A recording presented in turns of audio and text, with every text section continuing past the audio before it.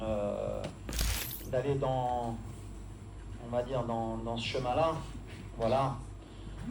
On a un bon continent, on travaille bien. Il y a toujours une mauvaise image concernant cela. On veut faire croire que voilà, qu'il y a des matchs qui se gagnent forcément de cette manière, et il ne faut pas se mentir, il ne faut pas avoir de langue de bois. Ça a toujours été le cas concernant le continent africain, d'avoir des doutes ou d'avoir des polémiques. La réalité, elle est que justement, vous les journalistes, vous devez faire votre travail. Un pénalty est sifflé d'une manière dans un match, il n'est pas sifflé d'une autre manière dans un match, une main est sifflée et pas sifflée. Moi, je regarde tous les matchs, puisqu'on a beaucoup de joueurs aussi qui jouent en Europe, c'est les mêmes polémiques partout, soit en Afrique ou en Europe. Juste, on veut un peu agrandir cela sur notre continent. Moi, je serai toujours un défenseur du continent africain, et je partirai toujours avec l'idée que tout le monde essaye de faire de son bien. Comme tu l'as dit, on a été lésés nous aussi depuis le début de la compétition. C'est par exemple le penalty contre la Tanzanie, où tout le monde a essayé de faire croire qu'il y a un penalty parce qu'il y a un joueur qui fait 20 kg, il y en a un autre qui fait 120 kg en Angleterre, jamais ça siffle.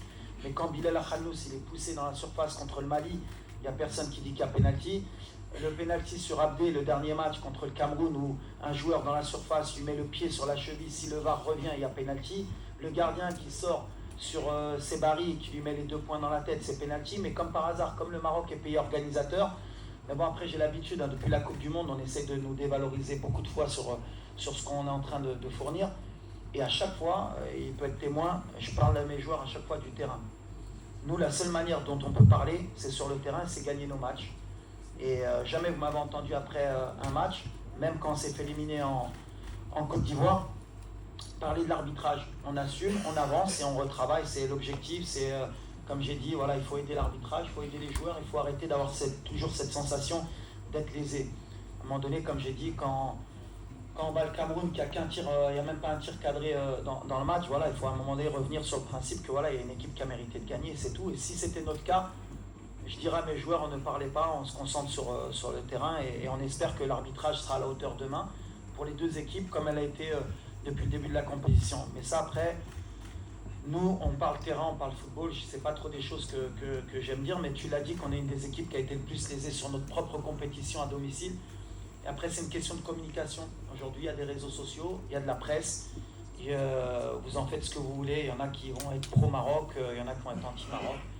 Nous, l'essentiel, c'est de bien jouer au football. Ah, of course, but in two parts, huh?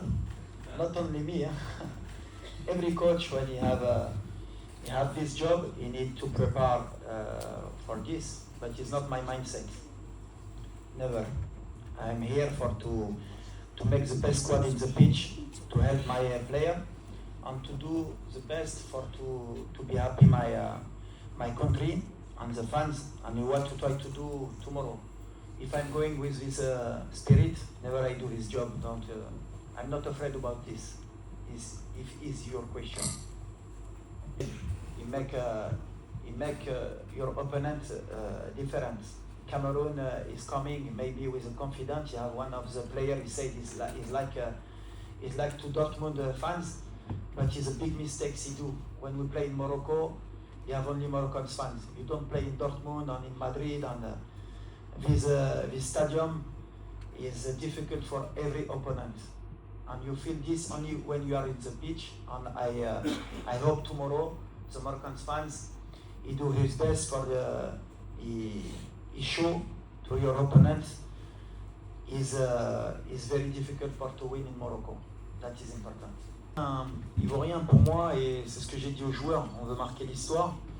Et pour marquer l'histoire, heureusement ou malheureusement, c'est les titres, c'est tout ce qu'on retient. Donc nous, on est dans cette dynamique depuis 2 ans, on a fermé les oreilles, on a parlé sur le terrain avec des chiffres, on a fait une série mondiale de 19 victoires, on a été invaincu dans notre qualification de Coupe du Monde, invaincu dans notre qualification de Coupe d'Afrique. On met 2 buts depuis que je suis ici, on met 2 buts de moyenne par match. Donc pour ceux qui disent qu'on est une équipe défensive, il va falloir m'expliquer comment quand tu mets 2 buts de moyenne en 3 ans et demi, tu es une équipe défensive. Voilà, il y a des chiffres qui parlent. On n'en a pas beaucoup parlé, malheureusement, mais c'est comme ça. Mais notre objectif aujourd'hui, et le mien, c'est pas de dire j'ai gagné, j'ai fait. Mon objectif, j'ai toujours dit, à partir du moment où je suis resté après la désillusion en Afrique du Sud, contre l'Afrique du Sud, c'est de ramener le trophée au Maroc. On sait que voilà, il nous reste 2 marches. Et chaque marche, elle est de plus en plus difficile. On a joué une équipe du Cameroun qui était très forte, avec un gros sentiment de confiance. Aujourd'hui, on tombe le Nigeria qui arrive avec un sentiment de confiance et qui a une des meilleures équipes en Afrique. Et aujourd'hui, voilà, c'est tout ce qui nous importe, c'est de gagner. Peu importe ce qu'on dit après ou ce que je dis moi. Aujourd'hui, on est concentré et puis voilà. Après, on a un match demain, un des matchs les plus importants peut-être de l'histoire depuis la demi-finale de la Coupe du Monde. Courbis, qui est décédé hier, qui était mon entraîneur à Ajaccio. Je passais de grands moments, il a relancé ma carrière. Voilà, je souhaite mes condoléances à Clara, Olivia et à Stéphane, sa famille. C'est quelqu'un qui m'a beaucoup aidé aussi, à me conseiller aussi en dehors, quand j'ai commencé à passer mes diplômes. Pour moi, c'est un des meilleurs entraîneurs qui sont passés. Aujourd'hui, je voulais avoir une pensée pour lui et sa famille, et aussi au public. Voilà, demain, vous êtes le 12e homme. Je vous l'ai dit depuis le début de la compétition, c'est notre match, mais ceci est votre match d'hymne national. Il faut que vous ayez plus de voix, et Inch'Allah, il faut nous porter pour que, Inch'Allah, on crée l'exploit. Voilà.